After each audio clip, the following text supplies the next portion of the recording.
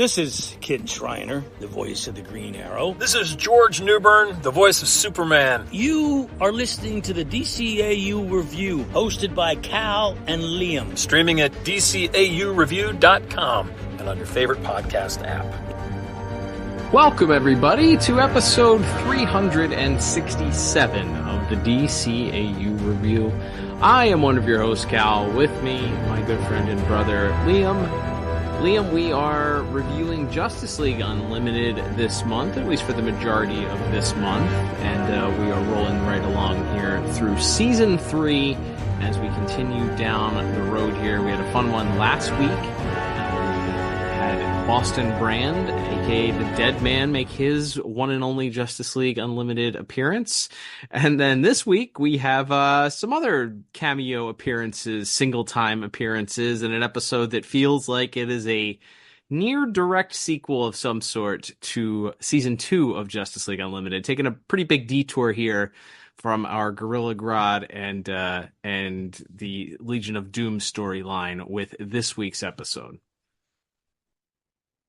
That's right. It's a little bit of a postscript to the Cadmus saga, and we'll get into there may or may not. This is a content warning. There may be some political themes to this episode. It's hard to say. This episode that is titled Patriot Act.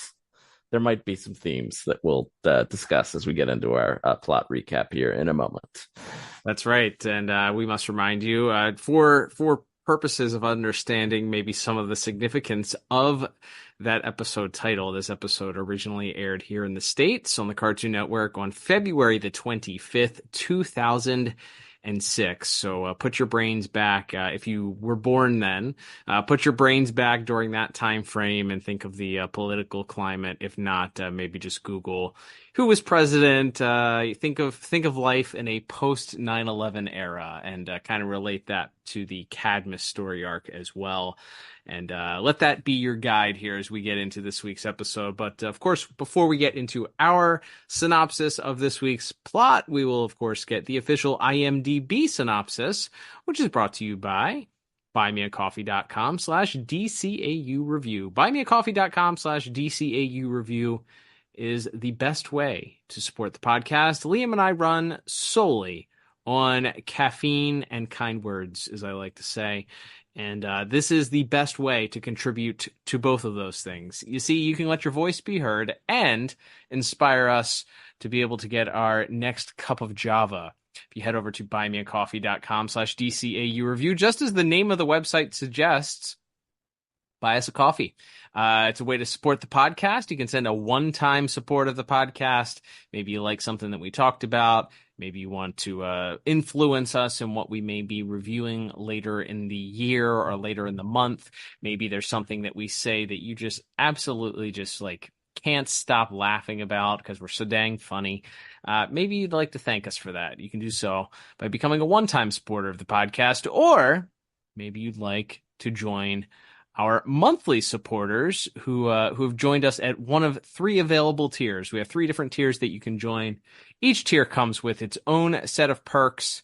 Our top tier, of course, is the Super Friend tier, which comes with the option to ask a question of us about the episode that we are reviewing that week, and then we will read your question on the air, answer it, give our thoughts and opinions, and you get to hear it right here and there. So if you are interested in joining our ever-growing support of supporters, or hey, maybe you just want to buy us a coffee, head over today to buymeacoffee.com/DCAU review and support the podcast today. Absolutely. So this is the synopsis for Patriot Act, which was written by Matt Wayne, directed by Joaquim DeSantos, with music by our dynamic music partners and animation by Dong Wu. And that synopsis reads as such. The paranoid General Eiling turns himself into a super strong brute to kill Superman, and only 7 non-powered soldiers of the JL can deny him victory. Oh, I see what they did there. That's cute. Yes. Cute. You get a B and then like a little like smiley face next to it. I feel like when we're grading this one. Good job, synopsis. But we'll get into our own plot synopsis here, Liam, as we kick things off with a flashback to World War II. What else would you expect from a children's cartoon? But they flashback to the superhero Spy Smasher. Naturally. Of course you would expect that. A DC deep cut with Spy Smasher and a scene right out of a serial from the 1940s, complete with a black and white color tone. We see this rogue experiment being done on this, shall we say, super soldier type subject who is about to be injected with a super soldier like serum by some crazy madmen scientists who just also happen to be Nazis. You're certain the serum will work? Of course. In moments, he will be stronger than 100 men. Nothing less than an artillery shell will be able to penetrate his skin. A word of warning, Herr Doctor. The Führer expects nothing less. I assure you, this man will be the first of a million superpowered soldiers, an Aryan army created in the laboratory who will grind our enemies to dust. I'll thank you to hand that syringe over now, Ratsy. Spy Smasher! Put your hands up. Now, hand it over, Fritz.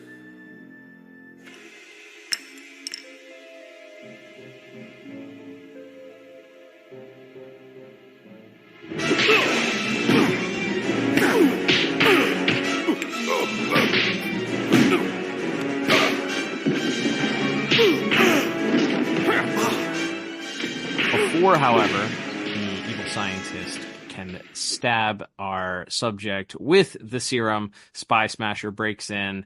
A fight breaks out, and he is able to upset the chessboard, so to speak, here as the serum drops on the floor. After a bit of a fight, he's able to escape with said serum, and as the laboratory explodes, killing the Nazis, of course. And then we flash forward and learn that this whole sort of visual that we see here is a result of one General Eiling, who is going over the top secret documents of the Captain Nazi program. Ooh, before we get our cut to our credits for the day. So we do cut through our credits, and we find one General Eiling once again out with another familiar face, that of course being Amanda Waller, the sort of the antagonist or co-antagonist of the season 2 Cadmus story arc. We learn a little bit about what has happened to both of them in their respective careers, as they've kind of both been pushed out. Obviously, Cadmus was shut down, we learn, and while Waller is still an agent of the government, she's doing far less now than what she did in Cadmus. Eiling is grumbling that he's been pushed out also, and that so much has changed. He's really the sort of the archetype of the grizzled soldier who just cannot get with the time, so to speak. As the more they change, the times they are changing, but he's not changing with them. So he's grumbling. He's upset over the fact that the Justice League are still out there. The Justice League is still the single greatest threat to global security. I used to believe that too, but remember, we used to say the same about the Soviets. Our enemy's never as evil as we imagine. And maybe we're never quite as good. Nuts. Don't tell me the bleeding hearts in Congress got to you. I'd eat them alive. You would, too. You've got some onions, Amanda. Then listen to me. I'm not the League's greatest fan, but their intentions are good. I can work with them. What if you're wrong, though? Turns out the metahumans aren't on the side of the angels. We won't have any way to defend ourselves. Look what happened last year. Superman walked into Cadmus and tossed our best men like a salad. Oh, for heaven's sake. What's to stop him from doing it again? They're all orbiting us with a space weapon, supposedly decommissioned. That's a much bigger threat than the Russians ever were. If we'd rolled over like this with the Soviet Union, given up our nukes... We'd all be living under a red flag. Yes, ma'am, you better believe it. After all our work, what did Cadmus accomplish? You get a reprimand, I'm pushing pencils. And the League gets another base here on Earth. that metro tower. When one side loses ground and the other side gains, that isn't a truce. It's a surrender. It's a different world, General. Learn to live in it. She tells him he needs to, again, look at this as if these were similar to how the Soviets used to be viewed, which is funny because, again, this is 2006, and 20 years since this episode debuted, I think the pendulum has once again swung on a lot of people's perspective of Soviets again. So yeah, not the best option. So yeah, if you weren't sure, if this was before your time, before your understanding of the political climate, this was during a thaw of the proverbial Cold War that never seems to end between the U.S. and the Soviets. Things were on a little bit better terms during this time here. So she draws them up as a comparison of how a group can be observed by the U.S. government in a different light, and also very end, this speaking of your political moments here, mentions that maybe the U.S. isn't always the good guys or as good as they think that they are.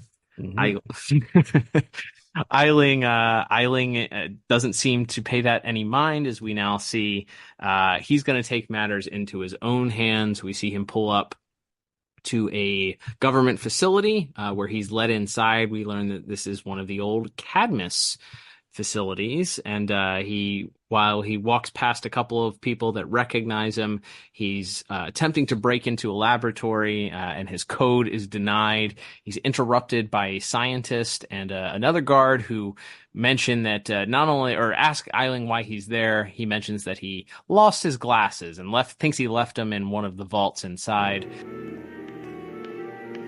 I want you men posted at the entrance to this wing. Nobody in or out. Yes, sir. General, what are you doing? Hello, Dr. Anderson. I left my reading glasses in the bio vault and can't seem to get back in. That code was changed 6 months ago. You're not authorized. The new code. Now.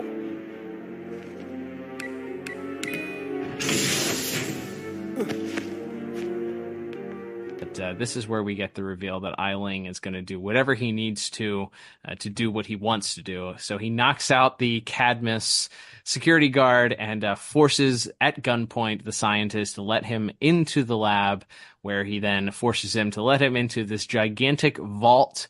What looks like safe deposit boxes that you would see in an old time bank, and they go into one of the safe boxes, and wouldn't you know it, there's just a syringe sitting in there. It's the syringe from the Spy Smasher story that we saw at the beginning, and he's got it in his hand.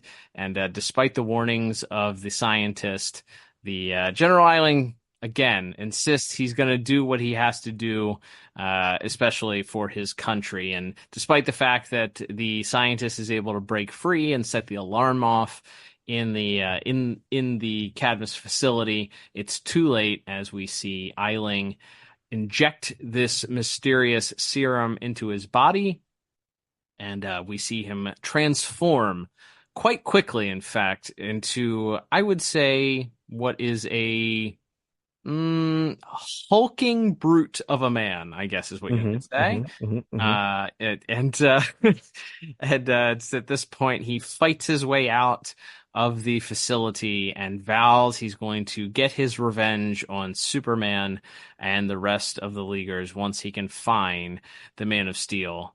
During this time, I failed to mention, by the way, there's a scene that we have at the Watchtower where we see Mr. Terrific, the now famous Mr. Terrific. This is back-to-back weeks now. We get to see Mr. Terrific. We knew him way back then, before he was now worldwide famous, I feel Half of our resources are in deep space. We're short-handed. Great. I'll take a real assignment over Watchtower duty any day. So who's left up here with you? The Ray? He's with Vixen, checking out an explosion in the Aleutians. Flash and Supergirl aren't finished in Madagascar. You're spreading us a little thin. We go where we're needed, Green Arrow. Did you second-guess the Martian like this?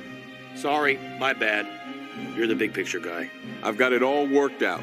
There's just this one mission in Metropolis. I need you people to fill in for Superman. Cool. We learned very quickly that the available Leaguers are just this small group that we have here.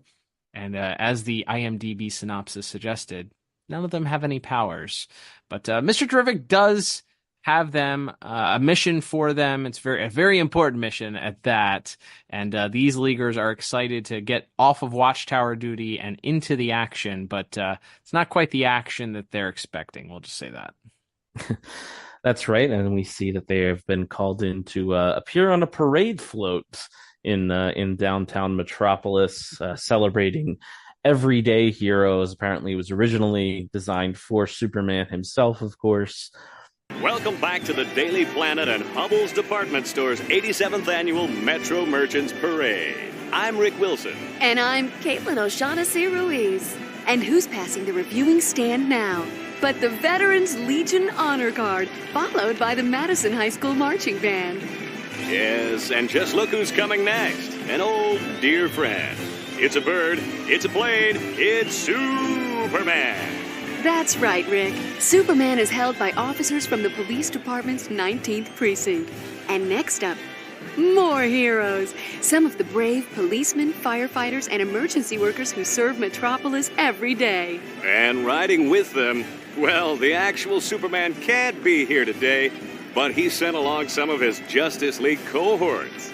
I'd slay the ogre Blunderbore all over again, rather than put myself on display in this manner. There's a giant inflated Superman parade balloon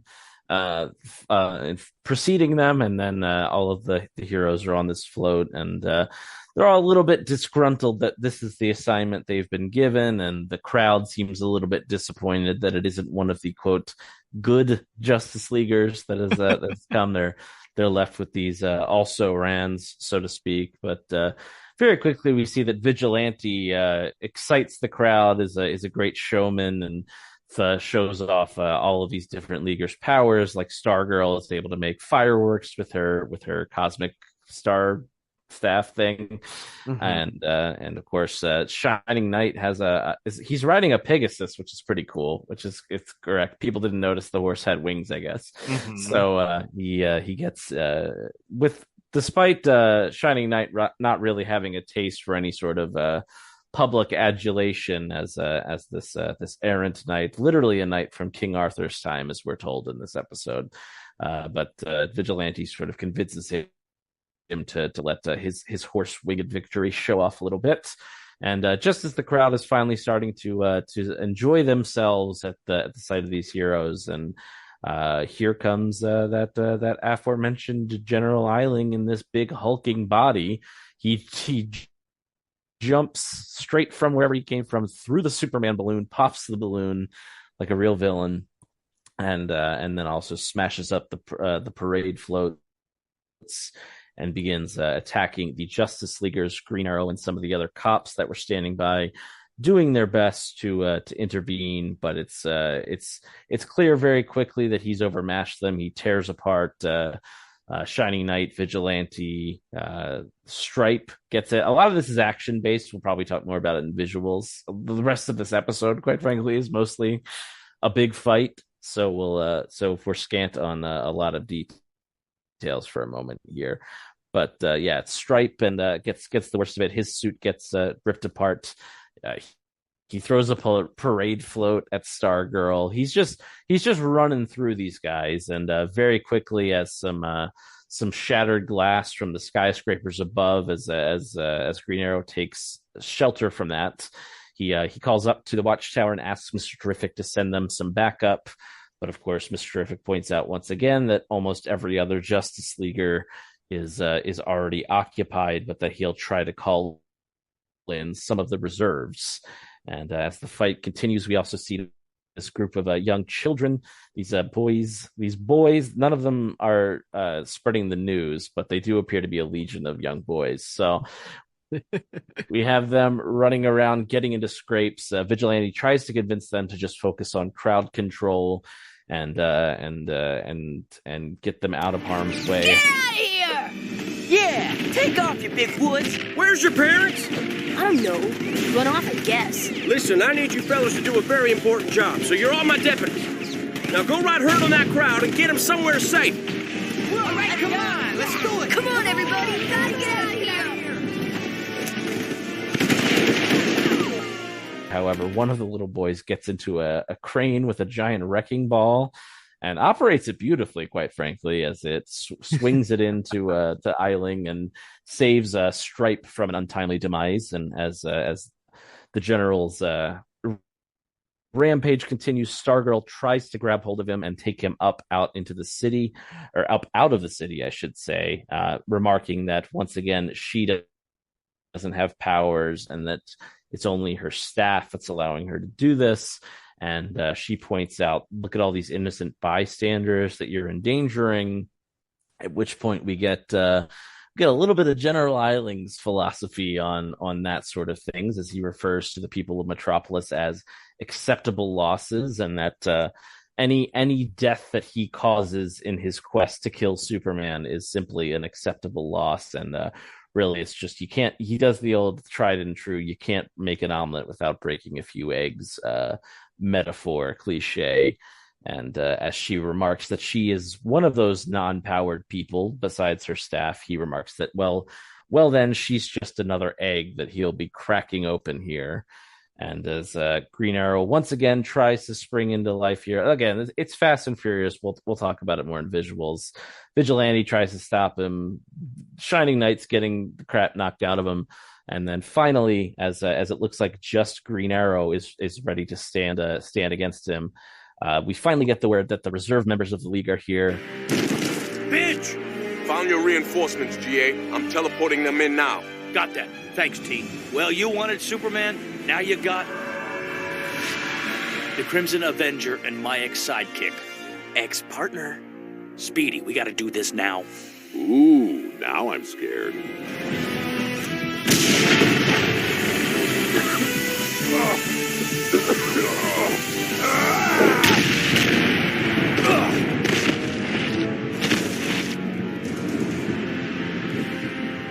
Ollie, how many guys has this doofus taken out? That would be all of them. You spoiled, rich little twerp. I think he means me. Oh, for a second I was all mad.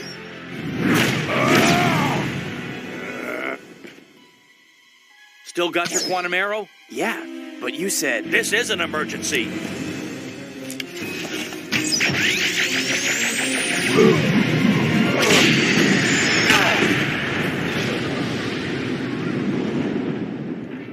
Is this the guy from Teen Titans? We'll talk about it. Mm-hmm. Certainly looks like him. But as he quickly takes care of Vigilante, it comes down to just Speedy and Green Arrow, who apparently it's just, at least amongst the Cadmus folk, Oliver Queen's secret identity is publicly known, as he yells at him about being this spoiled rich little twerp, and they unload on him with all of their different types of arrows until they have one left, this is such like a 50s Silver Age thing. This would be the cover.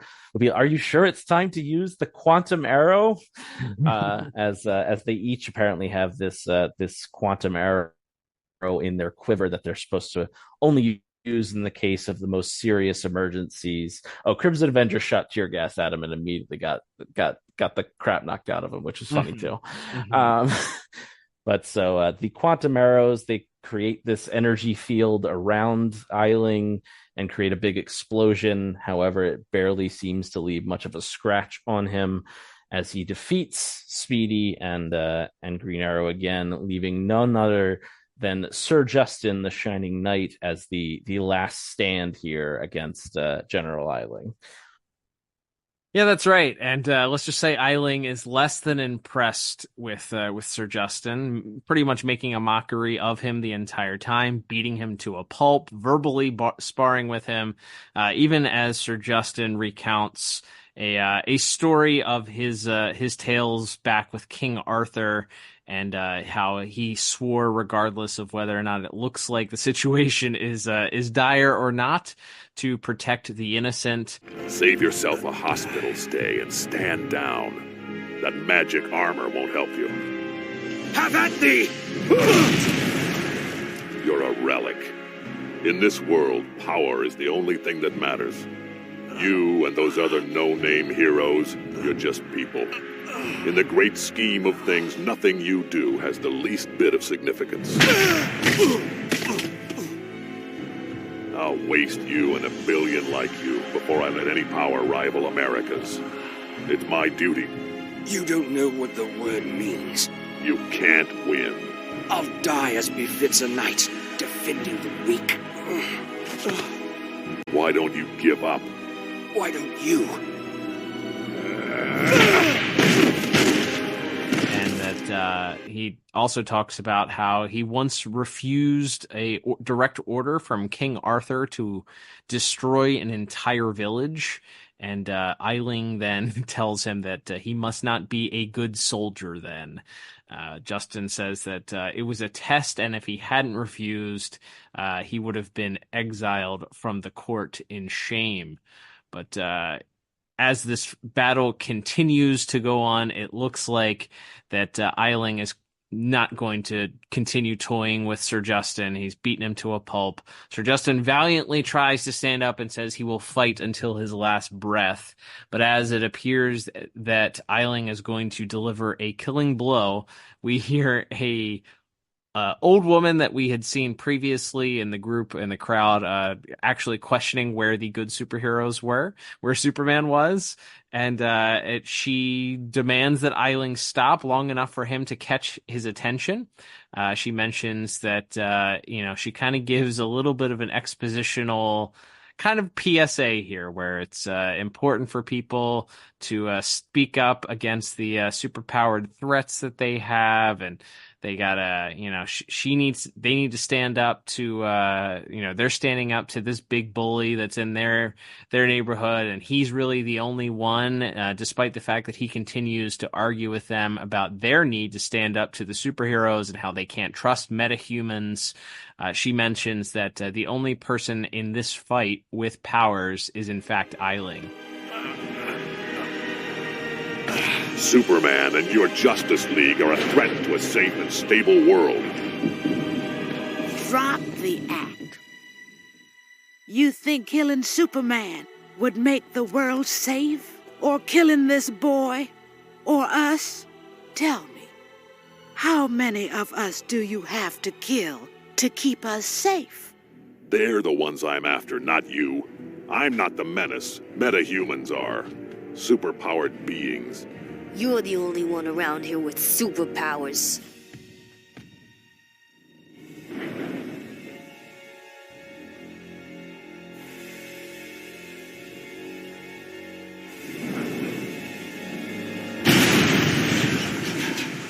All right, I've become what I hate. I'll give you that.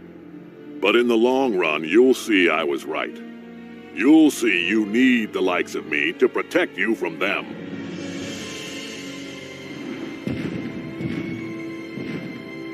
Which causes Eiling to pause and then acknowledge he was owned, I think is what they would say, like in the 2017 era.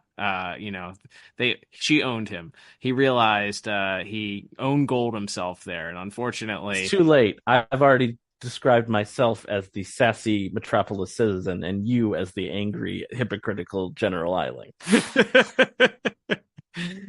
So with Eiling now realizing that she has a point, he decides, okay, he's just going to give up at this point. But they need to beware of the Justice League, and he'll get his revenge one day. And he literally jumps away and never to be seen again. So, yep, the rest of the episode is the Leaguers are kind of taped up. We see Stargirl get her staff back.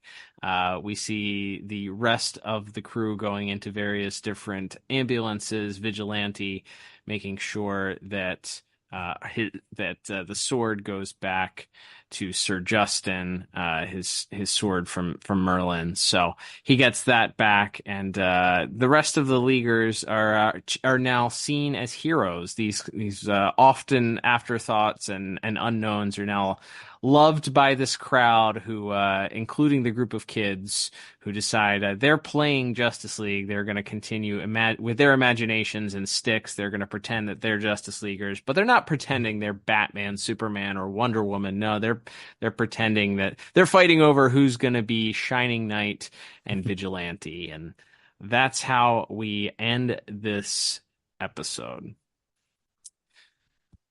Okay, Liam, a couple things here we talked about at the top. I do feel like this is obviously the most concerted effort to try and go backwards a little bit here, and kind of, I feel like, delve back into the more heavier type of concepts that we kind of tackled, or a heavier, maybe not the heavy topics, but a heavier topic, sort of adjacent to what we talked about with nearly the entire Cadmus story arc, and where that kind of was born out of with the political climate of the early 2000s post 9/11 America.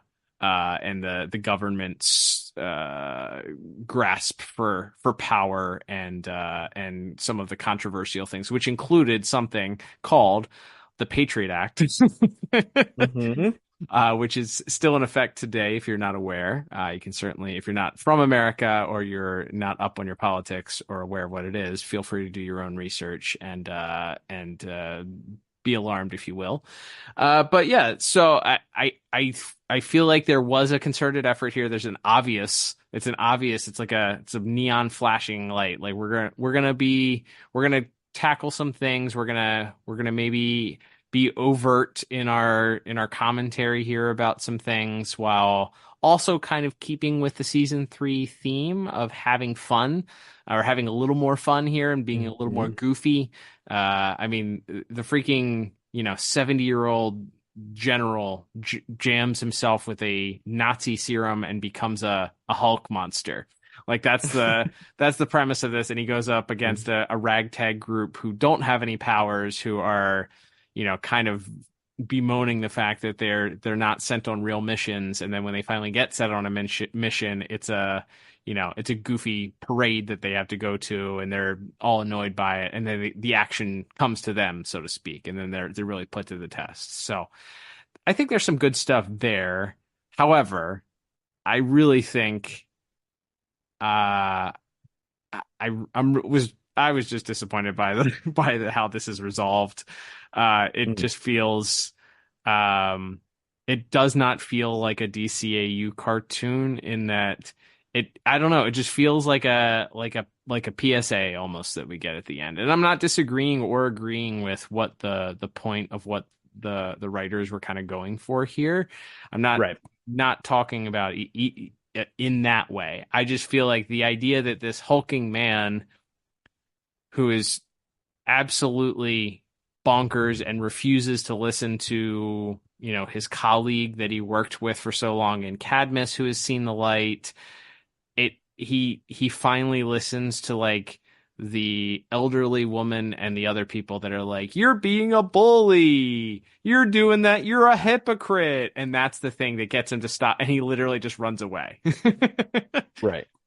So I did not love. There's a lot of good action in this. I think that this is just I do not love the plot and how this episode ends up going, especially if you're bringing back some of those characters, or such a big character from the Cadmus arc, and you're going to do this, monster transformation thing. By the way, I think this is before General Ross was the Red Hulk, right? So I think this predates the idea of turning the evil general character into a Hulk monster. So who, not saying that this inspired that, but I think it's pretty ironic now looking back. But yeah, overall, I'm just was a little disappointed with where this ended up with, especially when I feel like we had so many great episodes that did have that commentary from season 2 on the political climate and the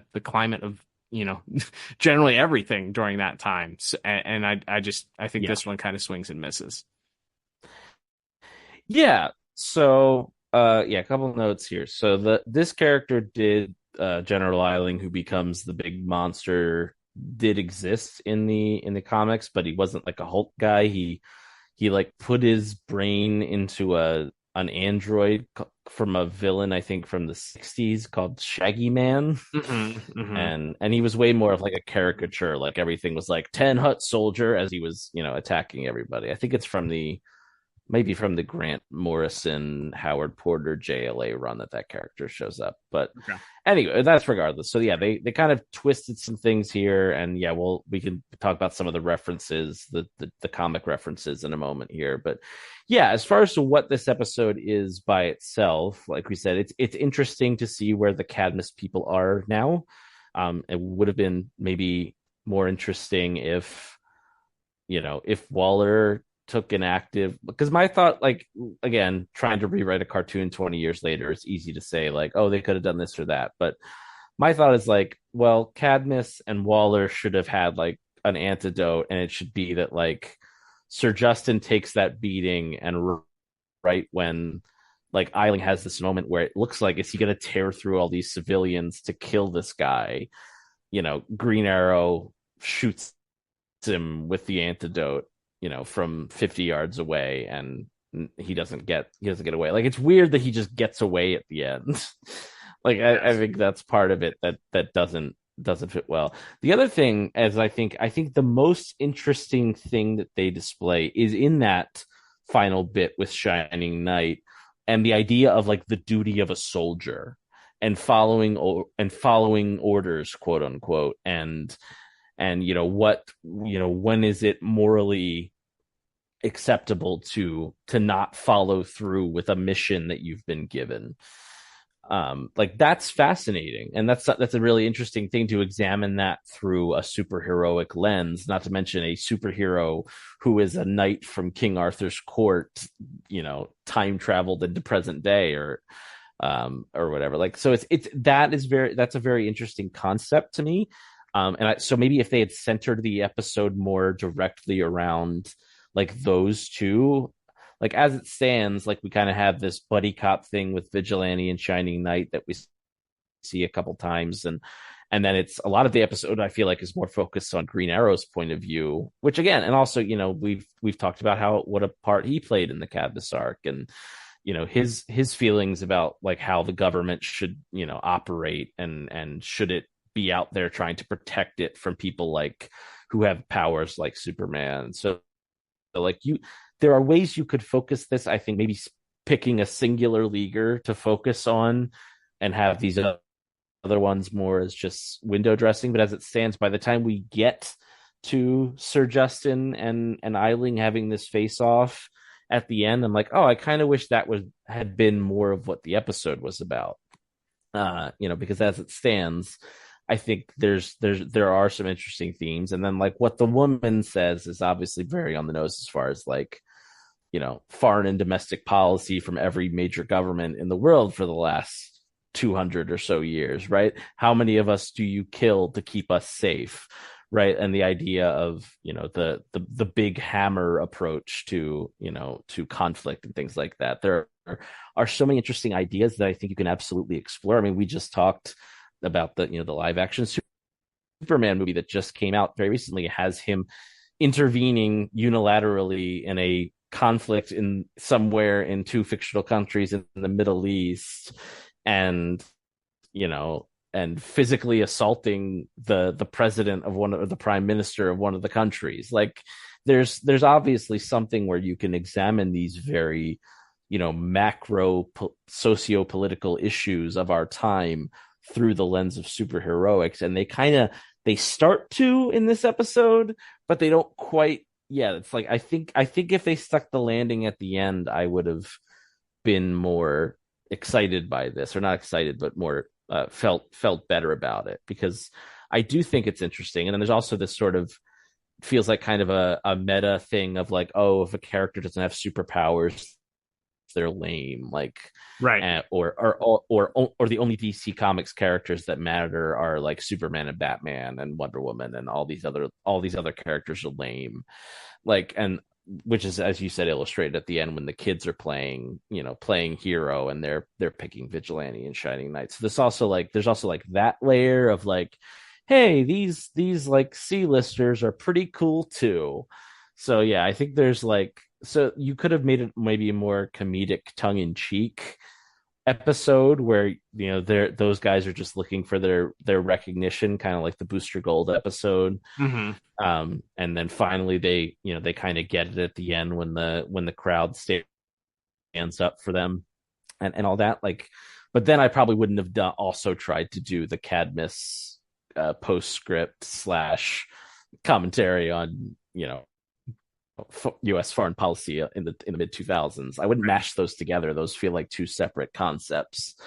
So yeah, like I feel like it sounds like we hated it. I didn't personally hate the episode or dislike it. I just didn't, like I said, I think there's a lot of interesting ideas here, but it doesn't all quite come together. And I think, yeah, the end where he just runs away, where he's like, well, I'm a hypocrite and I've become what I hated. And like, does that, but he doesn't really like, that doesn't cause him to like lose his mind or go crazy. He's just like, well, one day you'll all see that I was right. So, and again, maybe if there was another season, maybe you would have come back again and you would have gotten him versus Superman or something. But as it stands, this is it. So also this, as a postscript to the whole Cadmus thing, it doesn't really land because now there's this weird loose end that never gets tied up where this guy is bouncing around the world somewhere as a giant Hulk. Like there's no sign that this is temporary and then he's going to turn back into old man general anytime soon. So I don't know. Like it's just unsatisfying is where I would leave it, I guess. Yeah, I think sum it up. Yeah, I think that's pretty spot on there. I think you kind of tackled it right there. There's bits and pieces of some really interesting things here. There's things that you can talk about or could have certainly had commentary on that would have been interesting. I think that if you take even if you were to take that speech that the old woman gives and put that before kind of the mayhem and then, or even interspliced with the mayhem before the reserves show up or whatever. And ultimately this is a Justice League show. I want to see the Justice Leaguers kind of be the heroes here. And the whole point, as we mentioned, was these superpowered guys don't have superpowers. They feel less than, and yes, they hold their own, but they don't beat the guy. Like the guy had them dead to rights, beat every single one of them, and was about to kill Shining Knight. So it feels like they won on a technicality, like he was disqualified, so that's therefore they won. So it doesn't feel satisfying, or even that they got the deserved redemption of this kind of arc. So yeah, I just think that there are some things that are either out of place for the episode. The episode also, as we said, kind of sandwiched here between a couple of other. The last week's episode was Grodd turning the world into gorillas. Like that's, and then we're going here and we're kind of going backwards to this more politically charged commentary, which you can do. I just think it is kind of a bit of a whiplash effect. And then kind of also trying to interject some of this goofy comic book stuff in there, which the Cadmus stuff obviously had comic book stuff in it, but it was much more, it was much more grounded in the political commentary that it was going for in the midst of all the comic book stuff. Whereas this has goofy transformation of, mad scientist guy injects himself with or mad general injects himself with a serum and then starts wreaking havoc and then just gives up because the woman pointed out that he was a hypocrite. So yeah, just not very satisfying, unfortunately. I think there are some interesting things here. I think we'll talk about some of our other categories. There's some really, really good stuff here. But I just had to settle in the middle of the road 5 out of 10 here. I think that there's some interesting things said, but I just don't think ultimately that it leaves much of an impact and leaves more questions unanswered, as you mentioned, and things kind of left open-ended here that unfortunately don't ever get resolved. Yeah, I mean, the other thing this episode runs into is what we I think talked about last week with Nanda Parbat and some of those other things that they did, which is just like, what have we not done that we want to try to do in what did end up being the last season here? So, for instance, as we alluded to, as our IMDb synopsis alluded to, the leaguers picked here were picked very specifically because in the comics a version of that team was called the Seven Soldiers of Victory. It was a golden age team. It had Shining Knight, Vigilante, Stripesy, who is Stripes when he was a kid and he was Starman's sidekick, Green Arrow, Speedy, and the Crimson Avenger. So that's kind of why they use those characters. Oh, and the Star Spangled Kid, who was another name for, well, it's the identity that Stargirl, I believe, took as well. Spy Smasher, we talked about in our cold open, another World War II era hero that they obviously, the one guy they couldn't figure out how to get into Savage Time when they did all the other ones. That's right, yeah. And then also the as mentioned, the project is called Captain Nazi, which is a Shazam family villain, if I'm not mistaken. Mm-hmm. So that's another, probably most famously in the comics, he's one of the guys that Black Mask sends after Jason Todd when in the Under the Red Hood comic book run originally, and Jason kills him with a taser to the eyes, I think. That's right. That's the only Captain Nazi comic I can remember reading. But yeah, that's another. So there's like a bunch of also clear, like, let's just throw in some stuff we liked or we saw in the back of a comic as a kid and always thought was cool, but we haven't gotten to do anything with. So that's certainly on display as well. So I think it's just, yeah, we're serving that master the, hey, let's have some fun and nerd out master. We're serving the, let's do a postscript to Cadmus and get back to some of that hardened, more direct political commentary of the day. And then also let's do a hey, these superheroes may not be as famous as Batman and Superman, but they're pretty cool too. Like it's all kind of mixed into one smorgasbord here that, like we said, is just a little bit unsatisfying. So if I didn't say, I also gave plot 5 out of 10. There we go. All right, Liam, let's move on to our second category of the day, which is going to be animation and visuals. As we mentioned at the top here, Matt Wayne was our writer. Director was Joaquim Dos Santos, and the animation services by Dong Wu. I would say, personally, I think the animation and visuals, while it kind of starts slow because you have obviously the opening sequence. Let me rephrase that. You have a lull after the credits because it's General Eiling kind of talking to Amanda Waller at a dinner, and then he goes to this Cadmus thing, and it's kind of just conversing and walking through the laboratory. But then from the time that he injects the serum all the way through the end, it feels like just nonstop action. And I think the action here personally is probably the thing that ends up taking home the highest score this week. What stood out for you as far as animation and visuals? Anything that you noted? Anything of interest here? I think first of all, we can just talk about the thing that immediately stands out to me is Speedy from Teen Titans. Yes. From the Teen Titans 2003 cartoon. They like slightly adjusted the model because this version is an adult. So he's like a little bit broader shouldered, but it's the same costume. We'll talk about it later. It's the same voice actor. The only adjustment I feel like is instead of making him look exactly like the 2003 Teen Titans Robin, they made him look a little bit more like Dick Grayson, like Dick Grayson's Robin from Batman the Animated Series in the face.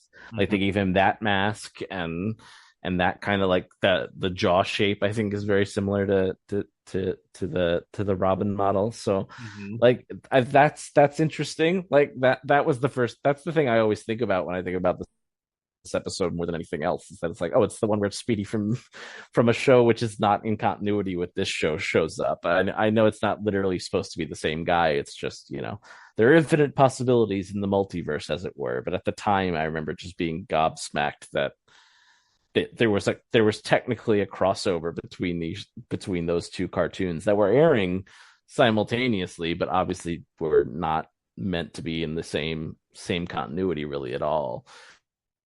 So that's always the first thing I think about. And I do love that sequence where him and Green Arrow are bantering and shooting the arrows, and then they do the big quantum arrow thing. I think that's a really cool looking effect as well. So that's probably the first thing, and just some of the other wacky stuff, like Crimson Avenger's big green tear gas gun. I think that's fun. Like all these like C and D listers and how they utilize their powers or lack thereof is pretty fun across the episode. I do think this is a Joaquim DeSantos episode, as you mentioned. I feel like his action, there's always one or two like flourishes in an action sequence of an episode he's directed that are like the coolest thing you've ever seen. I think in this one it's Vigilante driving his motorcycle full speed, standing up on the seat, jumping off backwards, and then in slow motion firing his revolver into the gas tank so it explodes on impact. That's like the coolest thing I've ever seen. So that was so there's always like a couple little extra I think flourishes, although I always think of Joaquim DeSantos' best stuff being like those Black Canary fights in some of those episodes. So there's less, this is more big strong Hulk man and less of a hand-to-hand combat stuff, but there is some pretty fun action across the way.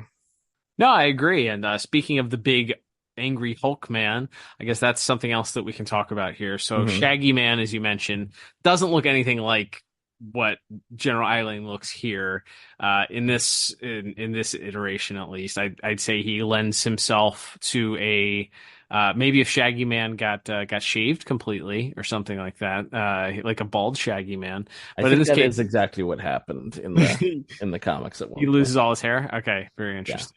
Yeah. Or maybe Eiling shaves it all because he's an army man. Yeah. That makes sense. But I mean, here you can't help but draw I feel like the parallels to.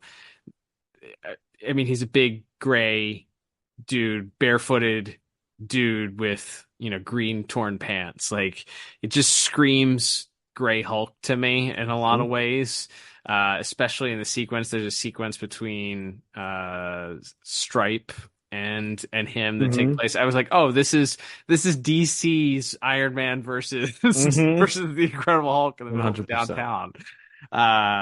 He jumps on top of Stripe and starts ripping open the armor piece from the chest, to try and pull him out. Thought that was good. Yeah. So General Eiling looks pretty menacing here. I think there's a little bit of Doomsday, it feels like, in his DNA also. The green pants, kind of I think the DCAU wiki lays out, the fact that they didn't ever actually get to do the death of Superman Doomsday rampage through Metropolis fight that occurred, in the early 90s here. So this one may or may not take some inspiration from that as well. Obviously, Superman not present, but there were other heroes that took on Doomsday in the middle of Metropolis, if I recall, before Superman shows up in that storyline. So you do have the big hulking beast there. One of the things, while we're talking about the way that General Eiling looks, I will mention, I sent you a message before we started recording here, but it seems like somebody, and it's not on the DCAU wiki, I was very confused because I don't know how many fingers or toes the general is supposed to have once he transforms. The majority of the episode, he's got 3 fingers and a thumb on each hand, and I think four toes. But there are at least 2 or 3 scenes where he makes a full fist, and he's got 5 fingers total. And he's an up close shot of his feet when he's transforming, and he's got feet 5 toes. So somebody didn't do some continuity checking here on the original animation. So that is a nitpick, and that is a trademark nitpick here of this podcast. But it did stand out to me. I'm like, what's he got? 4 fingers or 5? He can't keep growing them and we don't see him grow a finger and lose it. This isn't a power that he has. He's not like one of those rodents that you cut its tail off and it grows back, or lizard that does that. So yeah, I did take a point off for that, but I had a lot of marks also for the action sequences. Obviously, once the big fight starts going, that's really phenomenal. Starting at the top, where we get the intro of Eiling just bursting onto the scene, literally through the face of the gigantic Superman balloon. That was so great. I laughed at that. That's what a great visual. This hulking man just bursts through the face of the Superman gigantic balloon. So great. And then the calamity, of course, that ensues after that, the fighting that occurs. Lots of great stuff. You already mentioned the vigilante bike sequence is really, really great. The quantum arrow shot, as you mentioned with Speedy and Green Arrow, the way they both pull back, they launch the arrows, you follow the arrows and it wraps around him and then explodes.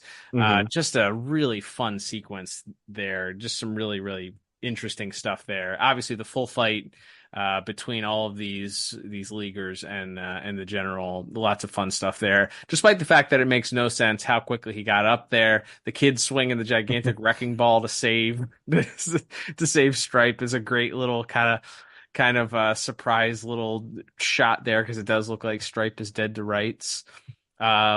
And I think some of the emotion that the facials that Shining Knight makes kind of in that final sequence is he's giving it his all, and he gets, the top of his chainmail comes down and his hair is flowing at the end, and he's swinging his sword around and giving this dialogue to the general, and just really, or monologue to the general. Really, really good visual stuff there that's happening at the end. And then I think really the only other thing that I had was I did really like the Spy Smasher sequence at the beginning. It actually gave me, and some of it is obviously because of, I think, the coloration and the kind of the more muted tones. Obviously it's black and white, but it reminded me of a sequence that you would see in Batman Caped Crusader or something like that. It's like very, very of that time. The different shots that you see, the guy, the Nazis pulling out their machine guns and shooting at Spy Smasher and him jumping around. It also felt like they drew inspiration from like a 1940s serial, from just the visuals and the way that they were jumping around and the different shots of like them fighting on the stairs, like the Nazi and Spy Smasher fighting on the stairs as they're going up and down, and then the fire starts and the flames are in the foreground and they're in the background, and really, really fun stuff. They even included a CGI plane of some kind. Like Spy Smasher's spy plane is CGI, but for whatever, they kind of gave it like a weird pattern over it, and I think the black and white also helped it blend in a little bit.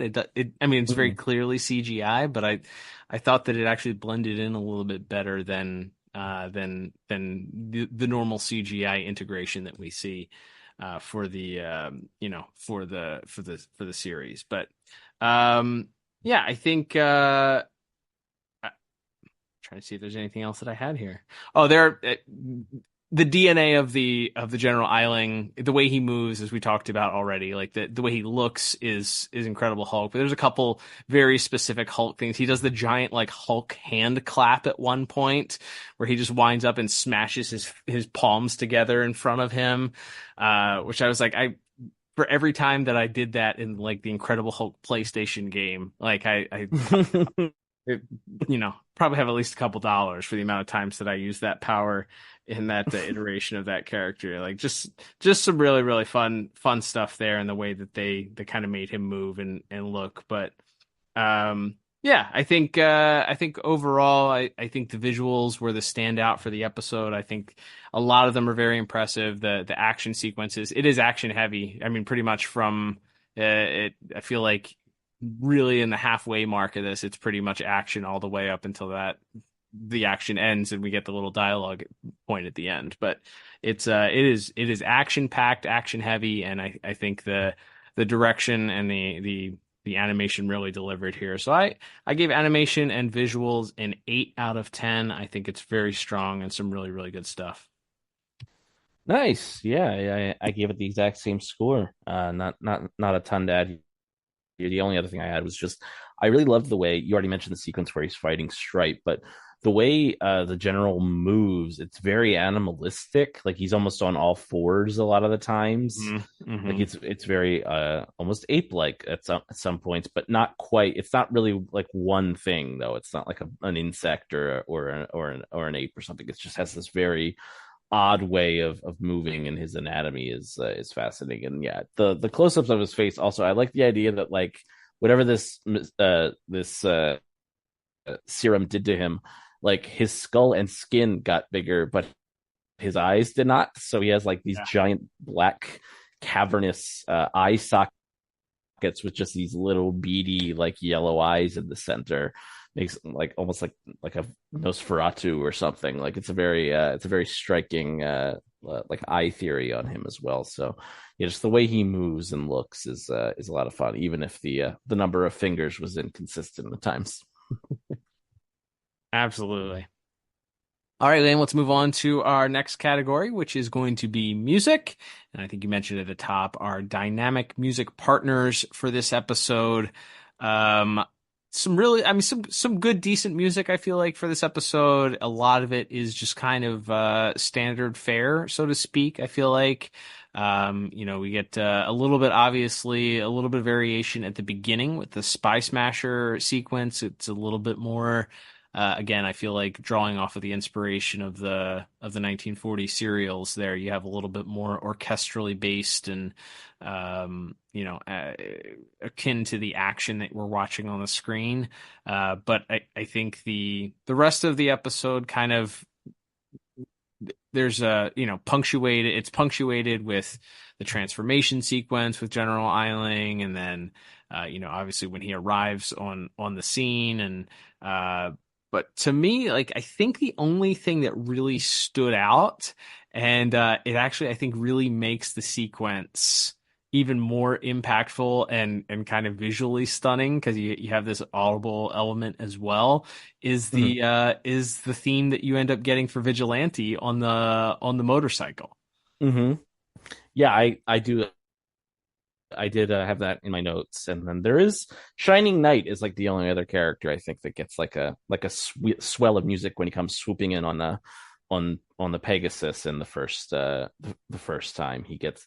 There's a sting that kind of comes in for him. We don't even really get the Green Arrow theme at all to my memory in this one. No, I didn't hear it either. It's difficult again. Unfortunately, this final season of Justice League has not been released as a standalone soundtrack just yet. Hopefully, we get to that down the line. But yeah, as of now, so that those were the moments I had to, were the Vigilante and Shining Knight music, and then maybe that very like sort of like tension building thriller, like shrill strings when Eiling's taking the serum and is threatening the Doctor and Cadmus. Those were really the only big musical notes I have. But I do love those little swells for Vigilante and Shining Knight. They are pretty neat. Yeah, based solely, I think, on the Vigilante sequence and that little theme there. It's very Western, very guitar, acoustic guitar, and get a little whistle action in there, and just sounds like something pulled directly out of maybe a Clint Eastwood movie, as our characters were discussing at the beginning of the episode. But based solely on that, it gave me I gave it an extra point above the standard 5, so I ended up going with the 6 out of 10 for my score. Nice. I think I liked it even a little bit more. I gave it a 7 out of 10. I think it was just, there's a couple of bits, and I do love the little the Spy Smasher music sequence has a pretty fun, like swashbuckling hero soundtrack to it as well, which I liked quite a bit as well. So there's some fun flourishes there, even if we didn't get as many character themes as we're used to. All right, Liam. Well, that will take us to our final category of the day, which is going to be our voice actors and actresses. We do have quite a cast to talk about today. Some very familiar names, obviously, but a pretty big one, all things considered here, with quite a few heroes on our roster. So let's get into our voice actors and actresses of the day. That's right. So usually we would save our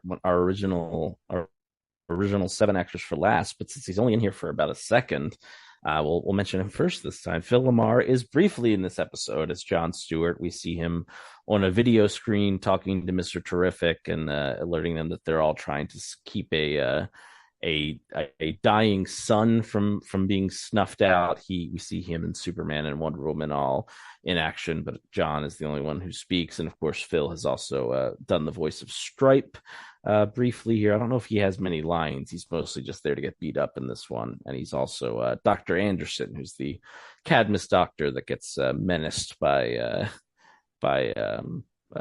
Eiling later in the episode. So another guy who's always expected to pull triple duty.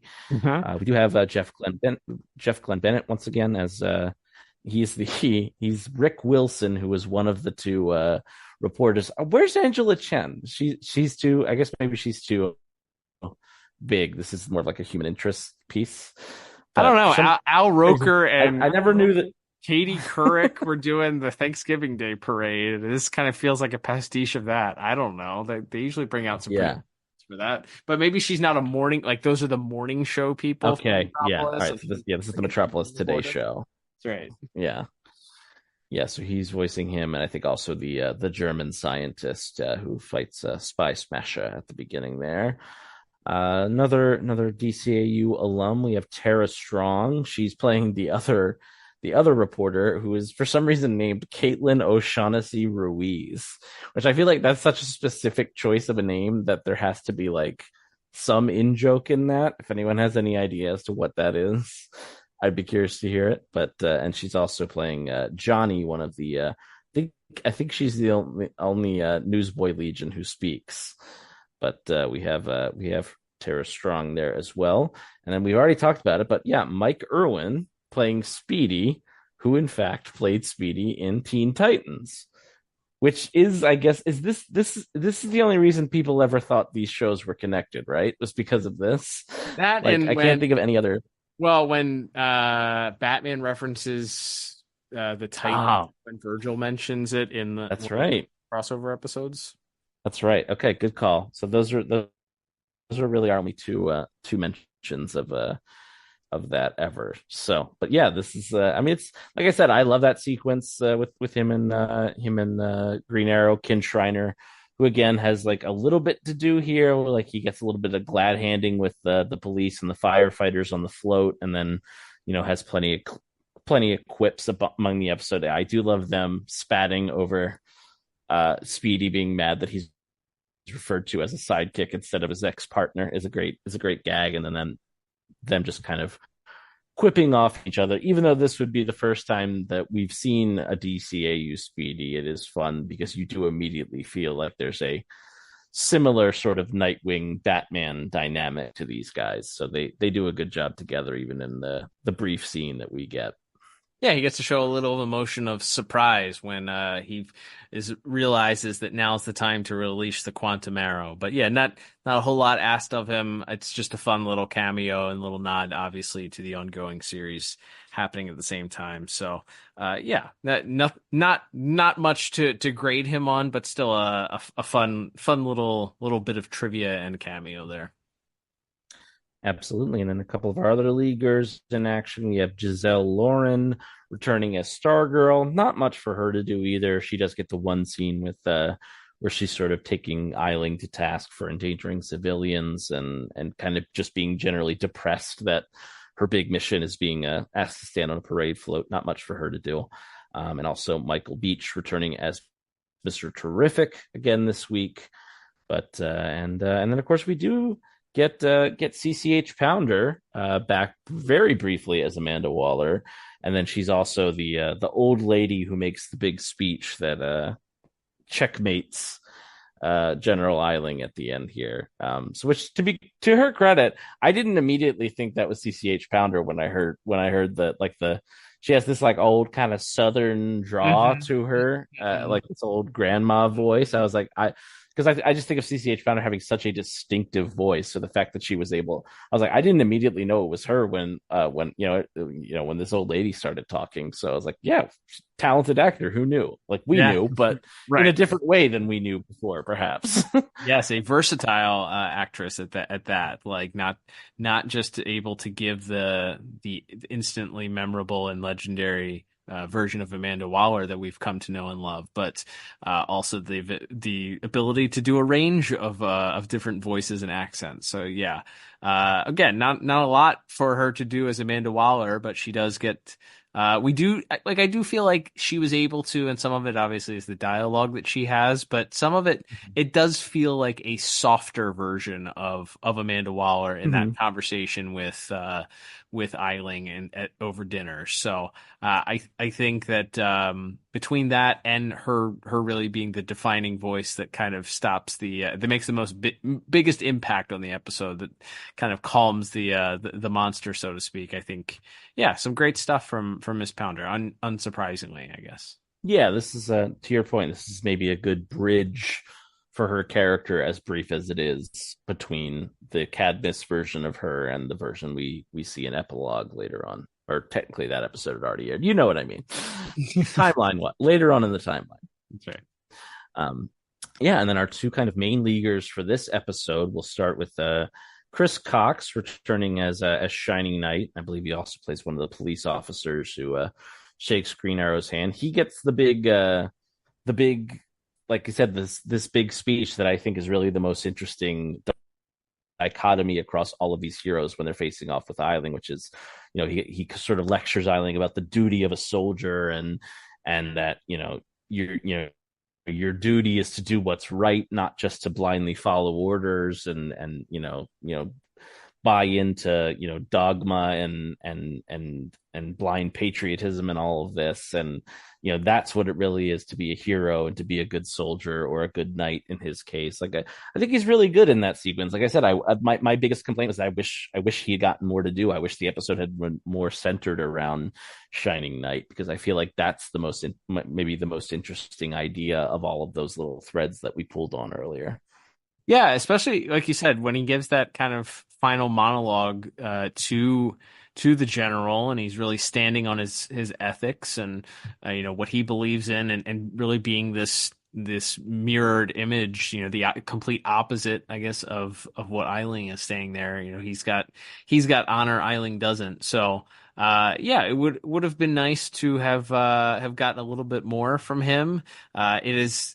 I mean, he visually makes one more appearance, I think, in the series, but this is his last speaking moment. And I always, it's interesting. You mentioned how this episode was like hey, these other guys are cool too type of message that we have, which ironically, like a decade later or less than a decade later, Disney Marvel would capitalize on that, and suddenly everybody knows who the Guardians of the Galaxy are. Like, they really took that and went with that. You could have done something here, or DC did it first with their cartoon series though, and making guys like this fun and interesting. But I remember like really loving not giving a hoot about Vigilante and Shining Knight initially, but then the episodes that they're in where they play such big roles are really, really fun. And this is another one. So it's kind of bittersweet that this is the last little bit that we get of him as our Shining Knight, but it's maybe a good one to go out on. Absolutely. And speaking of his partner in crime or in crime fighting, we have hey, here's a guy, speaking of the 2025 Superman movie. We can't stop talking about that. Nathan Fillion is both voicing Spy Smasher, the Nazi punching World War II hero, and also a vigilante here.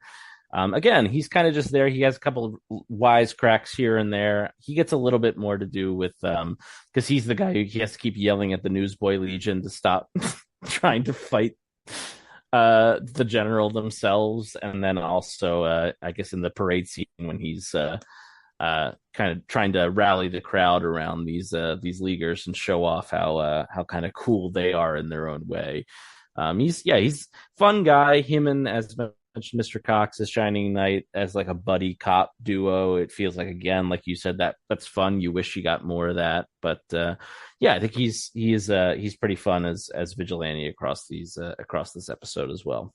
Yeah, he's fantastic. I mean, he's got the Southern accent, he's got the Southern draw, he's got the understated, like humble Southern cadence to the voice, to his voice, and obviously Mr. Fillion, not a breakout role here, but I mean, nerds like us have known about Nathan Fillion for decades now, but it is nice to see him getting some recognition for his role in the latest Superman film, and ultimately getting more to do later on in the upcoming Lanterns TV show. But yeah, in this role, absolutely perfect. Great casting and a great performance. And again, a little bittersweet that this is a character that most kids watching this probably didn't have a clue who he was, and you're introduced to him, and you get this really fun, interesting story. And unfortunately, this is the last that we really get of Vigilante, save for a few visual appearances later on.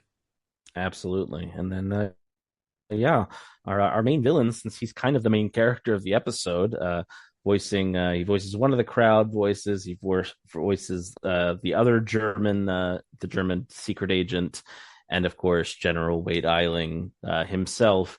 J.K. Simmons here, of course, would best be known probably for his role in as J. Jonah Jameson in the Sam Raimi Spider-Man movies. Of course, more recently, also is the voice of a Superman pastiche, ironically, Omni-Man in the Invincible animated cartoon, and a million other things. I don't know if he won an Oscar. I think he's been nominated for one at least. He's in the Farmers Insurance commercials, right? Absolutely, he was Commissioner Gordon in the DC. Oh yeah, DC movies. Man, what a waste of a casting! That's such a great casting, and he didn't get to do anything. Yeah, what a bummer. Well, that's a topic for another day. But yes, here as the civic-minded general who's decided to take matters into his own hands to save the world from the Justice League here. Yeah, he's really good, unsurprisingly.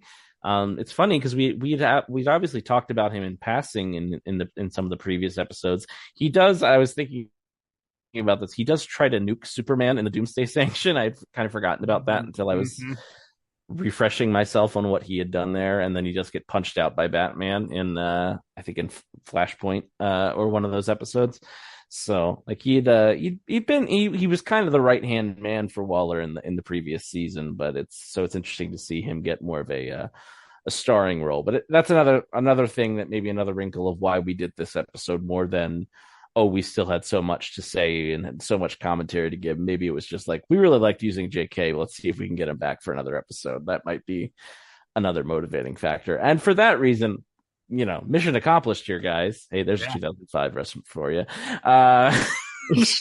Let's, because he's a lot of fun. Like he's just so single-minded in his, this deep booming voice that he just speaks. His natural speaking voice is so deep and baritone anyway, and then he's just this very single-minded, upright. You really get the sense of like, not for a second is he flinching on this. Like he's just, someone's got to do it. No one else taking this threat seriously, so I'm gonna solve this problem. And like he's just very matter of fact about it the whole time. Yeah. He's like, he can't believe that nobody else is standing up for it. So he's got that military mindset of, well, I'll do it until my last breath, so to speak here. And if nobody else is going to do it, I'm going to defend my country. I'm going to stand up for my country because this is what's right. And I was kind of surprised that they didn't put some sort of effect on his voice when he changes into the monster. It's literally just J.K. Simmons talking out of the monster's voice. And I don't think this is a critique of the performance, but I almost feel like he doesn't show actual like rage and emotion in the vocal performance. Like he's there beating the tar out of these guys, and I think maybe it is just supposed to lend to the fact that it's so easy for him because he's this super serum powered man, and everybody else that he's torching is not a metahuman. So it's not a bother to him. So it's just kind of ho-hum in the way that he's dealing with all of these guys. I would have liked to have seen maybe like a little rage, a little emotion come out of him, but I think you can explain that away with that. So I understand maybe why they didn't go with a more, typical Saturday morning monster cartoon guy voice or inflection there. So, but yeah, outside of that, he's unsurprisingly very good, multi-talented, obviously a great actor and a live action actor as well as he's a voice actor. So yeah, he definitely has the lion's share of the episode. Probably 2/3 of the dialogue feels like is his, but yeah, he did a great job. Yeah, I think the only real moment where he gets to really, I feel like, stretch his legs, so to speak, vocally, is that moment where after he's kind of laid waste right before that final confrontation with Shining Knight, he's like screaming out like, "Superman, you coward! Come out and face me!" He gets he gets like a little more, and I think they do kind of put like sort of an echo effect on, like he's yelling so loud he's shaking the buildings type of thing. I think that's probably the one moment where he gets to, change things up a little bit. But yeah, I think that's a lot of fun. My other thought, by the way, I just have to say, and like I feel like in like 2010 YouTube, this would have happened already. It might already be. Has someone taken the audio of him calling out Superman to make like a fan video, Omni-Man versus Superman, like FMV video or something? Good Because point. like it's J.K. Simmons' voice calling out Superman, and everybody always like. I know there's a lot of fan art of Superman fighting Omni-Man and what's his name from the Boys as well. So like, if it's not already, there's a whole episode worth of him talking about how much he hates Superman and wants to kill Superman here that you could use for your Omni-Man versus Superman fan videos, if that's still a genre of thing that exists on YouTube. So you see, free plug there. This podcast, not just fun and educational. That's right. So yeah, with all that said, I think it's a pretty strong episode vocally, certainly with Mr. Simmons and, as mentioned, Chris Cox and some of our other players, Mr. Fillion. So I ended up with a pretty strong 8 out of 10 for my voice acting score. Hey, yeah, I went with the same exact score here. It's a really good rounded cast there, some really good performances across the board, and really not relying, as we mentioned, on any of our normal heavy hitters from the series. I think allowing some of those other, supporting cast members that are obviously great actors and actresses in their own right kind of carry it here a little bit is refreshing. It's neat. I don't know we can talk about that happening in too many episodes, especially once we were into the Justice League Unlimited era here. So yeah, great job by everyone involved. And yeah. All right, Liam, that will bring us to our final scores for the day. So totaling everything up on my end, I end up with a 27 out of 40. What about you? Yeah, and I think we only differed in one category, so I ended up just 1 point higher at a 28 out of 40. All right, what about rewatchability? That's tough because I do think this is an addendum to all the Cadmus stuff. So I do think it's relevant in that way of like a where are they now for Waller and Eiling. But as mentioned, at the end the villain just runs away and he never comes back. So you could argue it's really not that and it's not part of the overarching Secret Society, Legion of Doom versus Justice League story that most of the season is about. So I don't know. I feel like it's almost maybe the old the barely thumbs up, the Orange Cassidy thumbs up for this, just because it's like a post an epilogue, if you will. Hey, that's the name of an episode to the Cadmus arc. But as far as like a consequential episode within it, as we mentioned, most of these superheroes don't even get speaking roles in future episodes, much less our villain here. So hard to feel like it's that important, even though it does, use some building blocks from the previous season's big arc. Yeah, I think I would have to, and I don't think this is disagreement or alarm worthy based on the fact that you've got the Orange Cassidy barely thumbs up thumb. I think this is a skip, and I think it's just because if you take this out, if I didn't know this episode existed, I don't think that it would. I don't think that it would affect me one way or the other. I'm not left wondering what happened to Amanda Waller or General Eiling at the end of the Cadmus story arc. We kind of get her story at the end of epilogue. It kind of wraps that up perfectly for her. So this idea don't really care about, this kind of in between spot for her necessarily. It doesn't really, well, it's nice to have an episode that features Vigilante and Speedy and a little bit of Green Arrow. By the way, you have an episode that is completely politically charged, and you don't have the most outspoken political figure make any political statements during this episode. The only thing he does is shake hands with a cop and tell him he's doing a great job. Right, you're the real heroes. It's like, does. is this? I'm sorry. Right.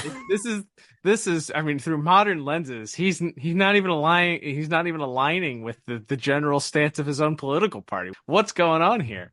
Yeah, it's. But back to the episode. I think this is a skip. I think you could. I'm not saying that if somebody asked me, hey, should I watch this episode, that I would say, don't watch it. But I think in the terms of like rewatchability, you could make the argument because it's linked to the Cadmus stuff, but it's just kind of like, I don't know, it's like second dessert or something like that, but the dessert isn't as satisfying as your first dessert. I don't know. I don't know. It's like raisins or something like that for dessert after you've had like a Hershey bar or something like that. It's just not going to satisfy in the same way. So I'm leaning more towards a skip on this, but so be it. All right, Liam. Well, that will begin to wrap us up for this week's episode. Thank you, everybody, for tuning in.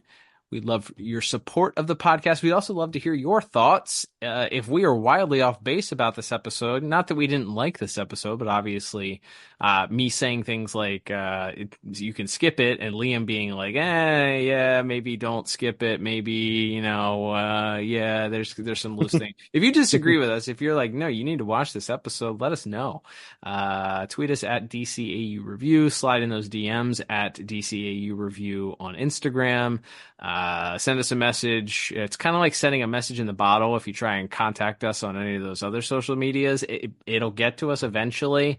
But it's not going to be the quickest or most efficient way to contact us. So Threads, Blue Sky, and Facebook are other options that you have to contact us on. So you can certainly use those, and we'll eventually get around to you. Heck, you can also just comment if you're listening on Spotify and you don't even use social media. You can literally comment directly on the episode if you're listening on Spotify. So hit the add a comment button down in the show notes. Speaking of the show notes, that's where you can find the link to our store if you want to support the podcast.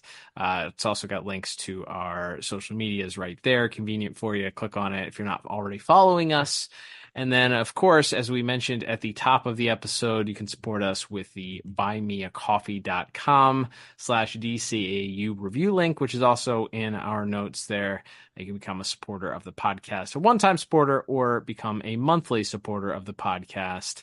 And hey, if you got a question next week for next week's episode, become a member this week, get your question in before next week, and hey, you'll hear your answer on the air. Speaking of next week, Liam, we are continuing with one last episode of Justice League Unlimited for the month next week before we kind of change course for our final 2 weeks of the month. Well, let's preview next week's episode of Justice League Unlimited, shall we? That's right, Cal. And, when you talk about episodes that, like, when we first started this podcast, we were most excited to talk about, I think this one might be like a dark horse candidate for that. Mm-hmm. As we're going to be talking about next week, a very memorable episode, of course, the Great Brain Robbery. Every show has to do the one episode where characters switch brains, right? Freaky Friday. So this is that's right. It's time we should have lined this up for the Freaky. Flash. We should have lined this up with the release of the new Freaky Friday movie. We should have. I think it's coming out this month at some point, so hopefully it's still topical and when it hits streaming a week after it's out or whatever. Because that's what happens to movies now. I don't know why. Anyway, holy cow! It actually does. It comes out August 8th. We did it. In honor of Freakier Friday, and not at all by coincidence. Oh my gosh. We've done it again. DCAU review happenstance has happened again. And yes, DCAU's version of Freaky Friday next week with the Great Brain Robbery. Now it's really can't miss. That's right. Yeah, and you might even get our review of our 2-word review on Freakier Friday if either of us happens to stumble into a movie theater and see it too. So stay tuned for that. How's that for a little teaser and a hook? Yeah, it's gonna be great. We're gonna look back at one of the more memorable comedic episodes of the Justice League Unlimited run here. Cannot wait. But until then, I'm Cal. I'm Jim. We will talk to you on the next episode of the DC. Adios.